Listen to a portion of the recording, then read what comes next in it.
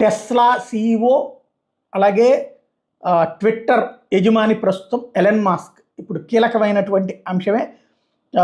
ఏదైతే క్రిందసారి బైడెన్కి మద్దతు ఇచ్చి ట్రంప్కి వ్యతిరేకంగా ఉన్నాడు, అయితే ట్రంప్కి సంబంధించిన ట్విట్టర్, ఫేస్బుక్ లాంటి వాటిని సీజ్ చేయడాన్ని అతను వ్యతిరేకించి ఏకంగా ట్విట్టర్నే కొనుగోలు చేసినటువంటి సందర్భం.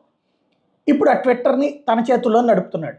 ఇప్పుడు తను ఎలన్ మాస్క్ ఈ దఫా ట్రంప్కి మద్దతు ఇస్తున్నాడు, ట్రంప్కి నెలకి డబ్బులు కూడా ఇస్తూ ఉన్నాడు. ఆ విషయాన్ని తాజాగా ఎలన్ మాస్కే అధికారికంగా ప్రకటించాడు.